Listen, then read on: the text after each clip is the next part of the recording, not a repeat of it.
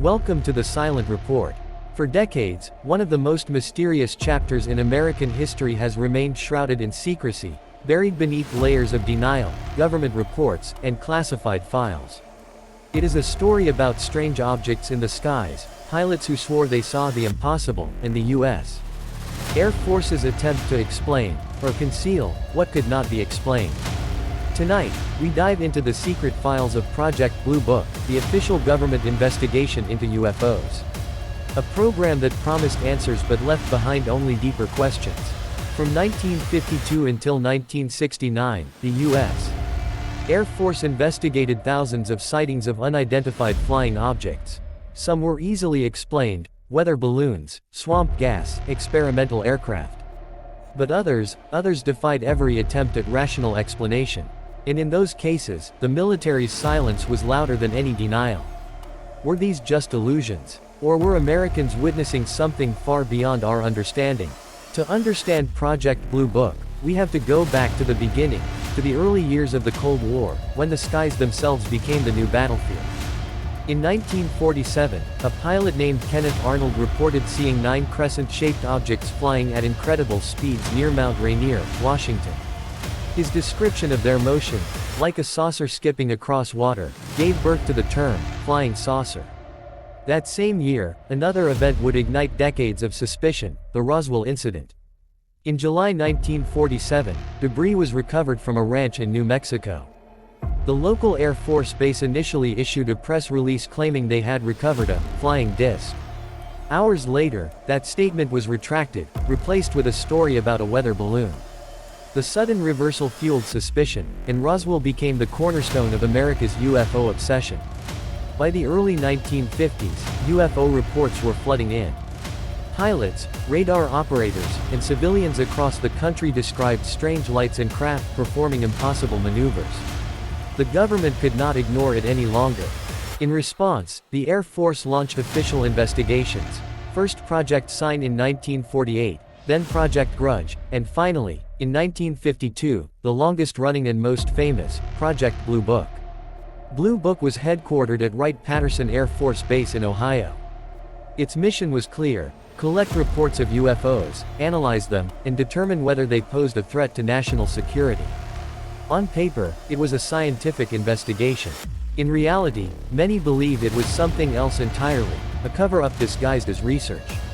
Over 17 years, Blue Book investigated more than 12,000 UFO reports. The vast majority were labeled, identified, stars mistaken for aircraft, weather balloons, satellites, even birds. But here's the part that haunts the records: about 700 cases remained unexplained. These were sightings by credible witnesses, airline pilots, military officers, police officers, people trained to recognize aircraft and natural phenomena. Their reports described objects that moved silently, accelerated instantly, or vanished into thin air. And those were the cases the Air Force could never explain. One of the most famous incidents investigated by Project Blue Book occurred in July 1952, when radar operators and pilots witnessed multiple unidentified objects flying over Washington, D.C. For several nights, strange lights were tracked darting across the skies above the nation's capital. Fighter jets were scrambled to intercept them, but every time they approached, the objects vanished, only to reappear moments later. Newspapers across the country screamed headlines: "Saucers swarm over Capitol."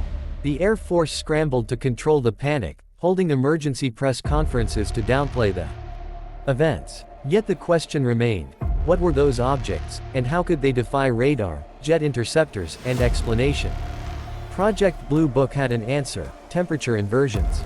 According to officials, the radar returns were caused by layers of warm air reflecting signals back to the ground. A neat scientific explanation, but one that left the pilots and radar operators unconvinced. The Washington sightings remain one of the most famous, unexplained, cases in the Blue Book files.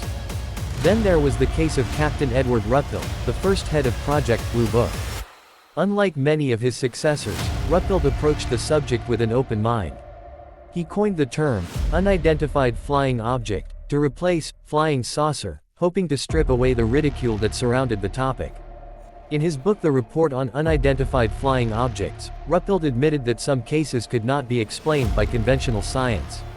His writings suggest that, at least in its early years, Blue Book genuinely grappled with the possibility that something extraordinary was happening in America's skies. But as the years went on, the tone shifted. After Ruppelt left, the Air Force seemed less interested in investigating and more interested in dismissing. Reports that once would have been analyzed were now brushed off with quick, often implausible explanations.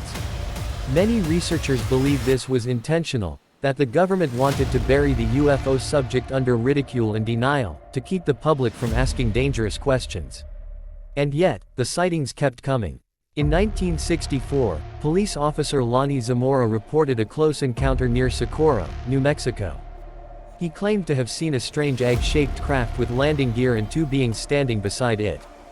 Physical evidence, scorched earth and burned vegetation, was found at the site. Project Blue Book investigated but could not explain it. The Zamora incident remains one of the most credible UFO cases in history, one that even Blue Book files admitted was unexplained. Other cases included airline pilots reporting glowing discs pacing their aircraft, military personnel tracking high-speed objects on radar, and civilians describing encounters that left behind physical traces. Each time, Blue Book's final reports leaned towards skepticism, but the files themselves often revealed contradictions. By the late 1960s, public pressure mounted for transparency.